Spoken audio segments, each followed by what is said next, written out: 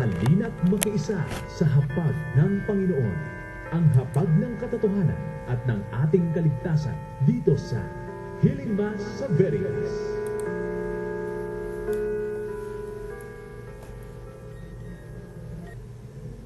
Magandang tanghali po sa inyong lahat. Ngayon po ay Huwebes ng ika-18 linggo sa karaniwang panahon. Pinagdarasal ng Radio Veritas ang mga sumunod. Pasasalamat sa mga biyayang natanggap, kaarawan, personal na panalangin, kagalingan, kapayapaan ng mga kaluluwa ng ating mga yumaong mahal sa buhay, at mga intensyon ng lahat ng donors ng Veritas Foundation at Caritas Manila. Samahan po ninyo kami sa pagdiriwang ng banal na misa ngayong araw na ito na pangungunahan ni Father Arlo Yap at ang ating mga lektor na si Sister Mercy at Sister Ranela. Magsitayo po tayong lahat at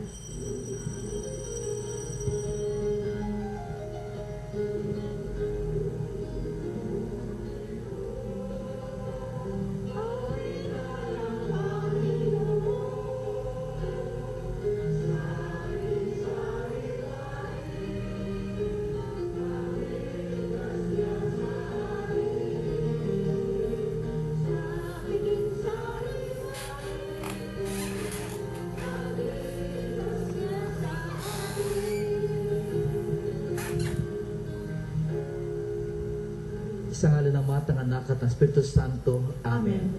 Ang pagpapal natin pa sa Kristo, ang pag-ibig ng Diyos at ang liwanag ng Espiritu Santo ay sumayin yung lahat. at sumayin niyo rin. Hi! Sa mga araw ng pag-ulan, ito ang masarap pakinggan.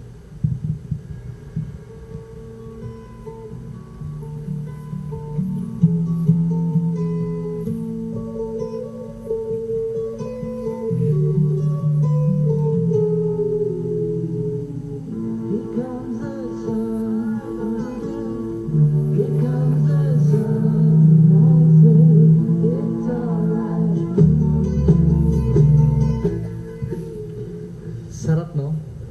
Here comes the sun. At hindi lang yung S-U-N ang kailangan natin, but even yung S-O-N. Here comes the Son of God. Tama-tama, ang ating ebanghelyo ay patungkol sa sinabi ni Pedro na ikaw ang anak ng Diyos. At dito, sinabi ni Pedro na hindi niya papayagan si Jesus na maghirap at mamatay.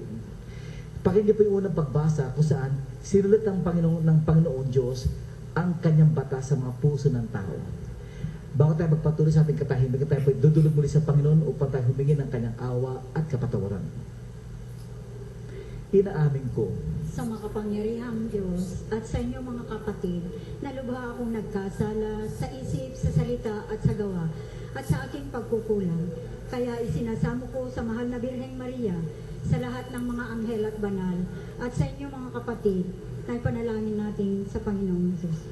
kawan tayo ng makapangyarihang Diyos, patawal sa ating mga kasalanan, patubayan tayo sa buhay na walang hanggan. Amen. Manalangin tayo.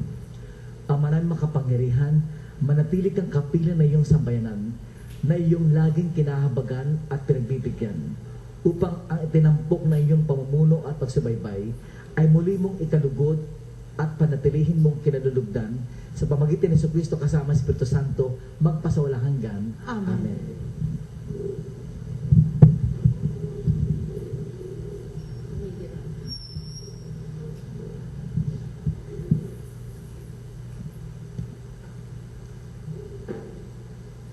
Pagbasa mula sa aklat ni Propeta Jeremias.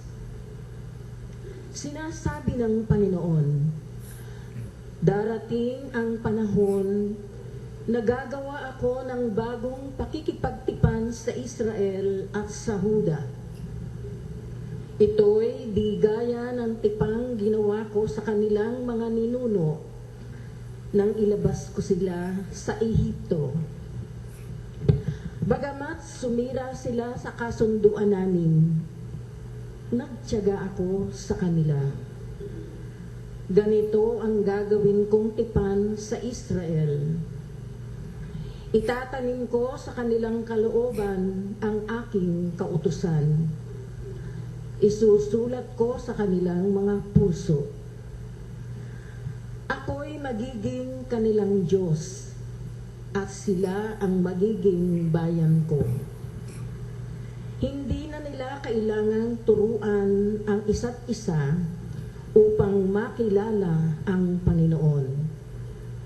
Lahat sila, dakila't hamak, ay makakikilala sa akin sapagkat patatawarin ko sila sa kanilang maling gawain at hindi ko na gugunitain pa ang kanilang kasalanan. Ang salita ng Diyos. Salamat sa Diyos. Diyos ko, sa aking likhain, tapat na puso't loobin. Diyos ko, sa aking likhain, tapat na puso't loobin. Isang pusong tapat sa aking likhain. Bigyan mo, O Diyos, ng bagong damdamin. Sa iyong harapay, huwag akong alisin.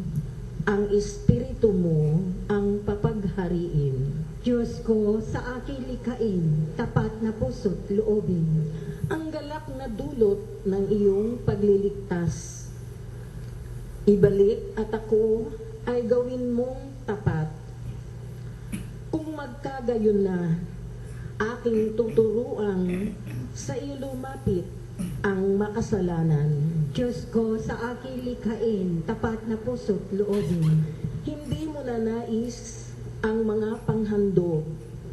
Sa haing sinunog, di ka nalulugod.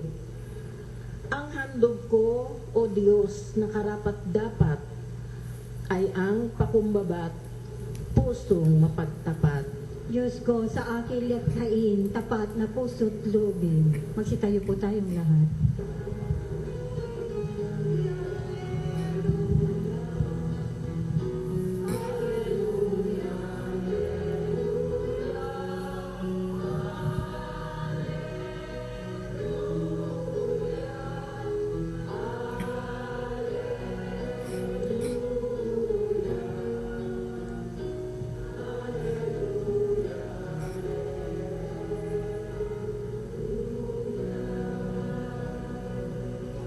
Sumainyo ang Panginoon. At sumainyo rin. Ang mabuting balita ng Panginoon ayon kay San Mateo. Papuri sa iyo, Panginoon. Noong panahon iyon, nang dumating si Jesus sa lupain ng Cesarea ng Filipos, tinanong niya ang kanyang mga alagad, sino raw ang anak ng tao ayon sa mga tao? At sumagot sila, ang sabi po ng ilan ay si Juan Bautista kayo. Sabi naman po ng iba, si Elias kayo. At may nagsasabi pang si Jeremias kayo o isa sa mga propeta. Kayo naman, ano ang sabi ninyo? Sino ako? Tanong niya sa kanila.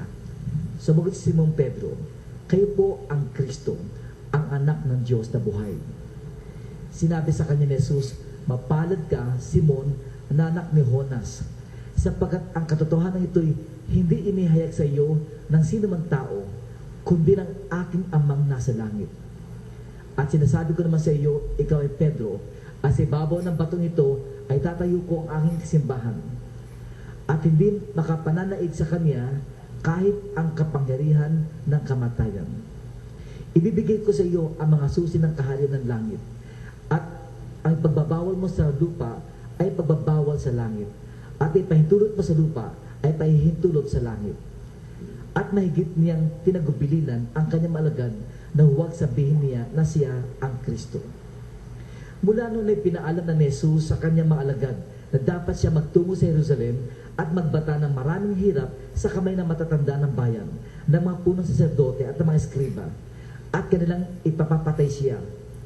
Ngunit sa ikatong araw, siya'y muling mabubuhay.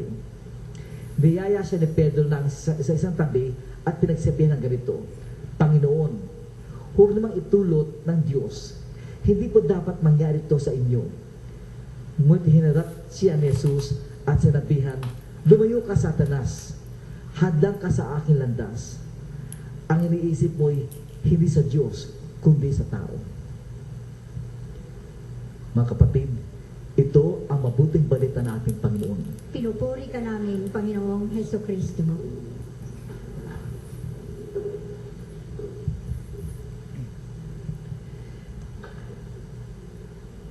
Sa isang bahagi ng Metro Manila na lubog na sa baha, hindi pa naman kataasan yung tubig. Ito na yung mga taga-barangay, naka-megaphone at pinapaanunsyo, mga kabarangay, umalis na kayo dyan kasi malaki pa ang tubig na darating. Babahin tayo ng lumikas na kayo. Sabi naman ni Himulmul, ay hindi. Ililigtas ako ng Diyos. Mabait ang Diyos sa akin. Praise the Lord ako. Ililigtas ako ng Diyos. Ang timano di makalipas sa mga ilang oras, yung tubig ay umaabot na sa first floor nung bahay ng Himulmul.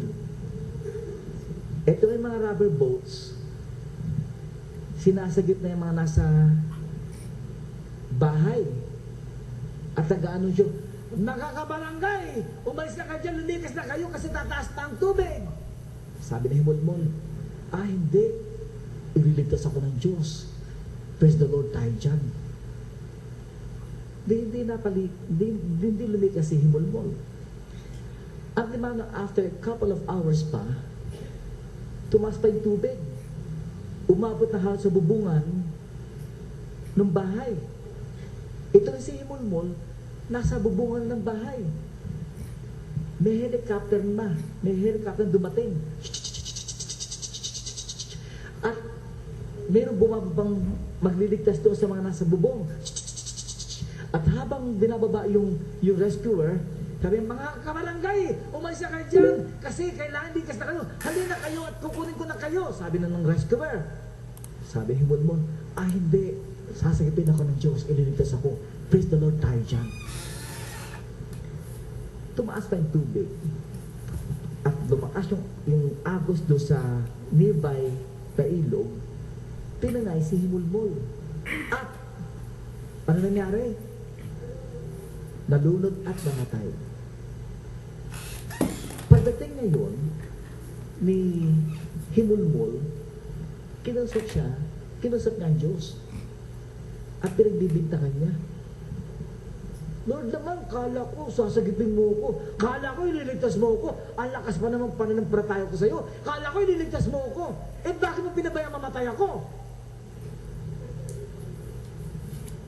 Sabi nung Diyos sa kanya, alam mo, Himulmul, kahapon pagkatabi ng warning yan Ako yung barangay captain doon na nagsasabi sa megaphone, lumikas na kasi tataas pa ang tubig. Ako rin yung nasa rubber boat na sinasabi, lumikas ka na at tataas pa ang tubig. Ako rin yung nasa helicopter na rescuer na hinihini na kita. Ayaw mo, lumikas ka na at ayaw mo pa rin. Ako yun Mali yung klase ng panampalataya ni Himulmul. Isa pang halimbawa, kakatawa pala kayo pagka kayo'y kinikwento, kayo'y nakamulagat. Parang sarap magkwento pag tag-ulan, Ang sarap niyo utuin. Isa pa, halimbawa, naki-Lord ka na, praise the Lord ka na, may sakit ka, may cancer ka, ayaw mong magpa-doktor. Ililigtas ako ni Lord may bukol ka na. Hindi pa rin ililigtas ako. Ayaw mo magpatingin. Tapos nung nagpatingin ka finally, sinabihan ka, may cancer ka na. Tapos sabi sa'yo, ito kunin mo. Hindi, dadasalan ko na lang yan. Alam mo, tama rin yung kututusin Tama rin pala ng palataya But God may also use medicines para sa iyong kagalingan. It could be like medicines like sa medical world, yung tabletas, or for cancer, halimbawa, chemo, or it could be like some other areas like kamukha ng Father Carmona, advocacy enzyme. Tama rin na ginagamit ng Diyos yung pamamaraan. Yung faith natin, ilalagay mo sa lugar. Nang taong pananampalataya, titignan mo kung anong galaw ng Diyos sa buhay mo. Hindi lang ang Diyos na from above ang sasagot sa iyo. Maybe the Lord will use other people to express His love for you. Sometimes, kung hindi mo makuha sa gamot, of course, may kasama kang dasal, hindi ka makuha sa gamot, alternative medicine. At times, the best medicine of all is death. The best medicine of all to feel God's love is death. Kaya may pananampalataya, alam nila ilulugar nila. Maybe kaya namatay na si mama para hindi na siya mahirapan. Tama yun. And maybe para hindi ka mahirapan, that's an expression of God's love for you. Kaya yung pag-ibig ng Diyos, pinararamdaman niya sa iba-ibang okasyon. Not sometimes directly talagang coming from heaven. Hindi. Gumagamit ng Diyos ng kasangkapan para paalam sa iyo at iparamdam sa iyo ang kanyang pagmamahal sa iyo. Mali si Himulmul. Hindi niya nakita at naramdaman na Diyos na mismo ang nagsasalita sa kanya. Yung barangay captain, yung nasa rubber boat, at yung nandoon sa helicopter, yun na yung Diyos na paparamdam, lumikas ka na. Marami tayong kababayang at tigas ng ulo. As in like, ang tigas ng ulo. Ang situation natin lately is much better preparedness than Ondoy. Kasi ang Ondoy, sinasabi na 6 hours talagang downpour. Pero tayo magdamagan, unti-unti tumataas. And there was so much enough time to prepare. Kaya sadyang matigas ang ulo na iba natin kababayan. Hindi marunong ilagay ang dapat pag-isipan sa totoong sitwasyon at kalalagayan. Pag nanda sa bubong at wala nang makain, tsaka sabihin na pinabayaan kami ng gobyerno, pinabayaan kami ng ganito, namamatay na kami sa gutom. Kada interview sa radyo at telebisyon, kakasawa, panay angal. Kakasawa. Panay angal. Pwede naman nagawa ng paraan on their own kung ano dapat gawin. Tama. At yung dapat gawin na yun, actually, nakasulat na sa puso. In one sense, ang tawag ko rito, sentido común or common sense. Nakaukit sa atin yan sa puso natin. And much more so, yung ating first reading today, nakaukit na ang batas ng Diyos sa puso natin. Meaning, di ba kinakailangan basahin ang batas ng Diyos? Ang batas ng Diyos ay nakaukit sa puso. Kaya pala, yung pagpapakatao is already in us because tayo ay mga tao. Yung human heart, written dito sa puso na yan, ang pag-ibig. Nakasulat na yan. Instinct ng tao ang umibig. Kasi we were born out of love. Instant sa puso natin yan. Alam natin lahat yung kawang gawa is a human love. Ang pagmamalasakit sa kapwa-tao, lalo sa panahon na ganitong pangangailangan, hindi mo kinakailangan ilista pa, o kailangan ito, kailangan. Hindi kinakailangan kasi nakasulat sa puso na natin yan. Ang tumulot magmalasakit, nakasulat sa atin yan. Yung kalooban natin, nandiyan yung batas ng Diyos. Ngayon, bakit yan ang ating first reading? To match the gospel. Yung gospel, tinatanong ni Jesus, sino ako, sabi sa inyo, sa inyong sarili, sino ako? And Peter said, you are the Christ, the Son of the living God. Tingnan yung pagkakasabi sa ating ebanghelyo. Dito ko namangha, bilang pagdurugtong sa ating first reading. Manghamang ako rito. Sabi na Jesus sa kanya, sabi ni Simon Pedro, kayo po ang Kristo, ang anak ng Diyos na buhay. Sinabi sa kanya ni Jesus, mapalad ka, Simon, na anak ni Jonas. Pakinggan mo yan, sapagkat ang katotohanan ito ay hindi inihayag sa iyo ng sino man tao, kundi ng aking amang nasa langit. Take note ha, hindi inihayag ng ibang tao sa iyo, kundi inihayag sa iyo ng aking amang nasa langit. Ibig sabihin, yung first reading, lumilitaw, yung pagpapahayag ng Diyos Ama, sinulat na sa puso.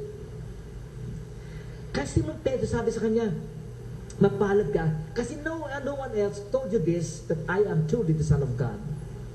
But the Father in heaven, siya nag-reveal sa iyo. Siya naghayag sa iyo. Naturalmente, si Pedro tuntuan. Kasi inassure siya at in-appreciate yung kanyang declaration of faith. You are the Christ, the Son of the living God. And that was written in his heart. Pero lumilitaw na kahit man written in our hearts, yung pagiging baka Diyos ni Pedro, nandun na siya, naka-level up na eh. As in, naka-level up na eh. Bagsak na naman uli sa bandang huli. Magtataka kayo, bakit pa sinama yung sa gospel, yung dulo ng gospel today, na kung saan si Pedro, si Jesus sabi niya, kinakala siya magbata ng maraming hirap sa kami ng matatanda ng bayan, na mapuro saserdote at ng mga eskriba. At nila papapatay sila. Niyaya siya ni Pedro sa isang sulok at pinagsabi ng ganito, Panginoon, huwag naman itulot ng Diyos. Hindi po dapat mangyari ito sa inyo. Simili okay naman eh. Simili may malasakit eh. Tama rin eh. Pero that is pagiging tao. Kaya bandang huli sinabi na Jesus sa kanya, ang iniisip mo hindi sa Diyos, kundi sa tao. Seemingly, tama nga eh. Wala namang masama sa sinabi ni Pedro. Kaya lang bumagsak na naman yung kanyang pagkatao. Tama naman eh. Pero yung pagiging maka-Diyos niya, nasabi niya na eh. You are the Christ. Yung pagiging maka-Diyos niya, nasabi niya na eh. You are the Christ, the Son of the living God. Umakit na, nag-level up na eh. Pero sabi ni Pedro, hindi pwede yan, Lord, hindi pwede papayagan yan.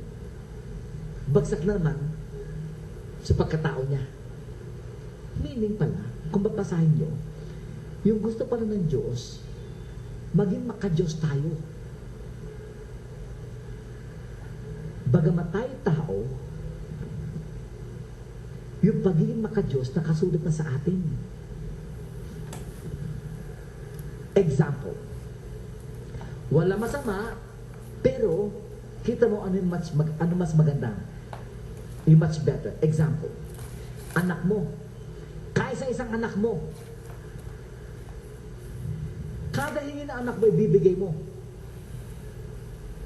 Kahit mali na hinihingi, ibibigay mo pa rin. So much so na yung anak mo, ikaw na dinidiktahan ng anak mo kung anong gusto niya. Tama ba yun? Mali. Mali yun. Kasi pag lumaki ang anak mo, kawawa ka bilang magulang. Lalaki yung anak mo na nakasandal sa'yo. Pag humihingi ng iPad, pag hindi kayang bigay yung iPad, sabihin ng papa mo, anak, wala kang iPad. Magtyaga ka lang sa yellow pad. Yellow pad na lang muna sulatan mo. Nagdadabog. Gagawa mo ng paraan ngayon. Tama yung pagiging makataong malasakit mo sa anak mo, pero hindi yung tunay na malasakit sa kanya. Hindi yung tunay na malasakit sa kanya. Yung ganong klaseng batas, nasa puso na eh. At alam mo kung tama at ano ang mali. But the thing is, yung anong tama, yun dapat ang pangahawakan mo. Kasi yun ang tama. Kahit na pa, sa loob mo, masarap gawin ang mali. At sabi nga na marami, lahat ng bawal ay masarap. At even yung mga mali, masarap din gawin. At ang tama kuminsan ay mahirap gawin. Pero yun ang tama. Kaya nga sinasabi ko madalas, meron sa tingas, kaya nga pagkahalimbawa, nabababad sa tubig, Ang tama, lumikas ka na. Kasi kung nakabalbad sa tubig, magkakaroon ka ng sakit ng ihing daga. Ang tawag doon, leptospirosis. Bubulol ako dyan eh. Leptospirosis. Leptospirosis. Okay. Leptospirosis. Alam niyo bang pinakagamot dyan? Rhitospirosis. Leptospirosis, di ba? Kaliwa yun eh. Ang panggamot dyan, rhitospirosis. Parang leptospirosis, rhitospirosis. Yun ang gamot dyan eh. Kamo ka ng kaya yung gagawin mo si righteousness. Sabi ko nga, sinasabi, ang kabalita rin yan, leptiousness. Kasi gagawa ka ng tama because that is right. Kaya nga, righteousness. Ang nangangaliwa, leptiousness. Kasi yun ang tama. At alam ng tao yan kasi nakasulat na sa kanya. Kaya kung titignan yung ating Salmo Responsorio, wala ang Salmo Responsorio. Buti lang, hindi tayo naka-video ngayon. Diyos ko, sa akin likain, tapat ng puso't loobin. Tingnan nyo Diyos ko, sa akin likain, tapat na puso at loobin. Tapat na puso at loobin. Yun ay susulat sa iyo.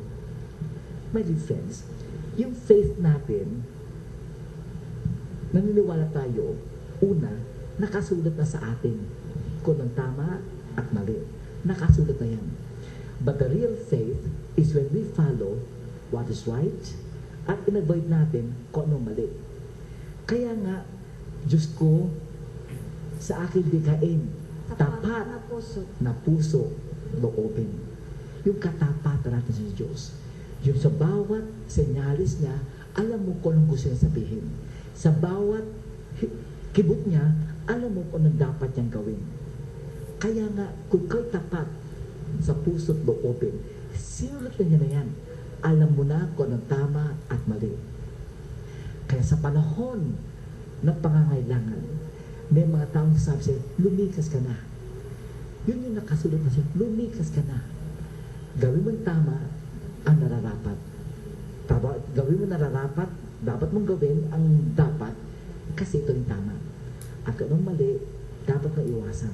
Yung tama't mali, nakasulat sa ating puso upang tayo ay magkaroon ng tunay na pananampalataya. Hindi ka mukha ng pananampalataya ni himulmul. Praise the Lord tayo dyan. Magsitayo po tayo dyan.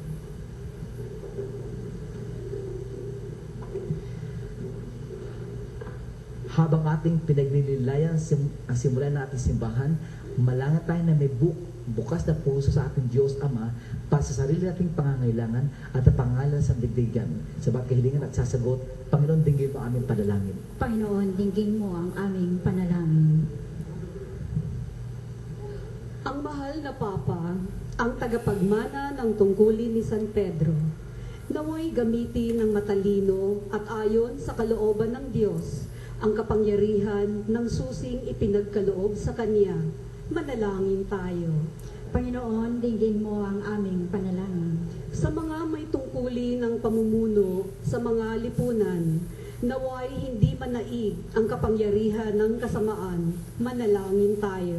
Panginoon, dinggin mo ang aming panalangin. Sa paningin ng mga sumasampalataya, naway hindi mawala si Kristo na kanilang panulukang bato at pundasyon ng buhay. Manalangin tayo.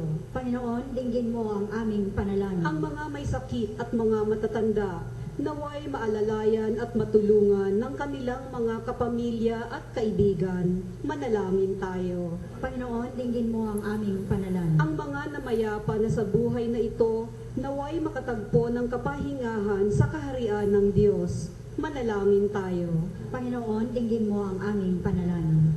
At para sa mga may kaarawan na Apple Reyes at Lodi Tayaw, ating makapanalig na humingi ng kalang panalangin, lalo rin family sa Peter Cruz, Pre Canlas, Uy, Parto, Tividad, Mendoza, Oro, Antiking, Pagdanganan, Winnie, Early, Nonet, Tony, Vince Hugo, Heidi, Esther, Mines, Chip and Sonia, Wilma, Tess, Terry, Letty, Homer, Manelic and MJ, Pidges and Long, Dr. Susyap, Dr. Paul Malabanan, Goring Perez, Dolly Alano, Nelly Innumerable, Ed, Tom, and Dante. At para sa safe journey, safe trip ni Romel Pangilinan. At para sa intentions din po ni Cynthia Gallardo at Nars. At para sa kagagaling po na sumusunod, Father Mar Alcoriza, SVD, Father Anthony Ranada, SVD, Frank Guevara, Leo Pipo Sr., Dali Caseco, Tony Malabanan, at lahat ang humingi natin mapanalangin kasama ni na Mirna Torres at Myra sa Espiritu ng Abu Dhabi. Malaan tayo sa Panginoon. Panginoon, dinggin mo ang aming panalangin. Ama, napakinggan ang aming mga kahilingan at pangangailangan. 10 ng mga pangangailangan na kalubog pa rin sa baha ngayon, Panginoon. Pakinggan niyo mga ito at aming ito dinudulog sa iyo sa pangalan ng Kristong aming Panginoon. Amen.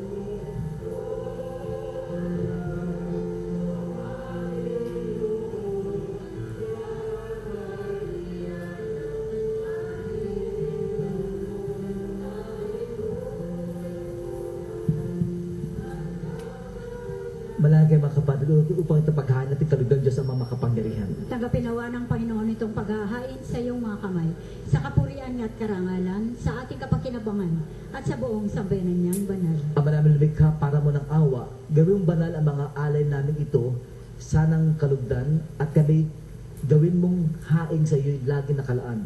Sa pamagitan ni Jesucristo kasama Espiritu Santo, magpasawalang hanggan. Amen. Sumayin niyo ang Panginoon. At sumayin niyo rin. Itaas sa Diyos yung puso at diwa. Itinaas na namin sa Panginoon. Pasalamatan natin ang Panginoong ating Diyos. Marapat na siya ay pasalamatan. Ama namin makapangyarihan tunay nga marapat at aming pasalamatan, ikinalugod mong likain na sanlibutan na iyong pinagbabagot ay dinarangal sa pamagitan ng iyong anak na kinalulugdan. Kaya't utang na loob ng iyong mga itinatangi at ang mga banal na kapili mong lagi ang iyong paggiliw at pagkakambili. Kaya kaysa namang hilag si awit na papuri sa iyo ng walang humpay sa kalangitan, kami nagbubunyi sa iyong kadakilaan. Santo, Santo, Santong Panginoong Diyos na makapangyarihan, napupuno ang langit at lupa ng kaluwalhatian mo, o sana sa kaitaasan, pinagpalang na paririto sa ngalan ng Panginoon, o sana sa kaitaasan. Ama namin makapangyarihan, ito ang bukal ng tanang kabanalan. Kaya sa pamagitan ng Espiritu, gawing banal makaloob na ito upang pasa na maging katawan dugo ng aming Panginoong Hesukristo. Bago niya pinagtiis ang kusang loob na maging handog, hinawakan niya ang tinapay, pinasalamatan kaniya, pinaghati-hati na yon, inabot sa kanya malagad at sinabi, tanggapin niyo lahat ito at kanin. Ito ang katawan na hahandog para sa inyo.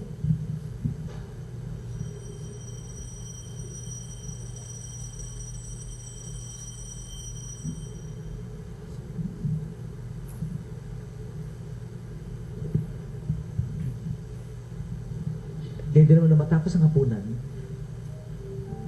hinawakan niya ang kalis. Muli kanyang pinasalamatan.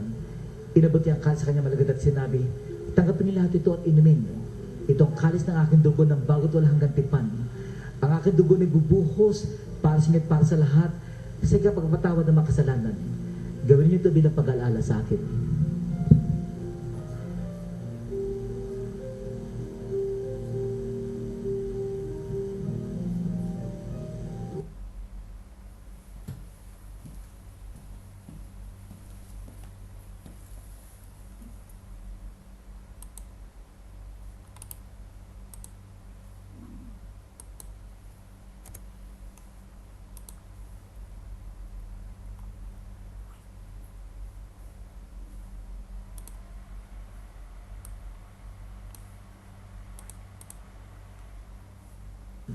Ang aking dugo ay bubuhos para sa inyo at para sa lahat sa pagpapatawad ng mga kasalanan. Gawin niyo ito bilang pag-alala sa akin.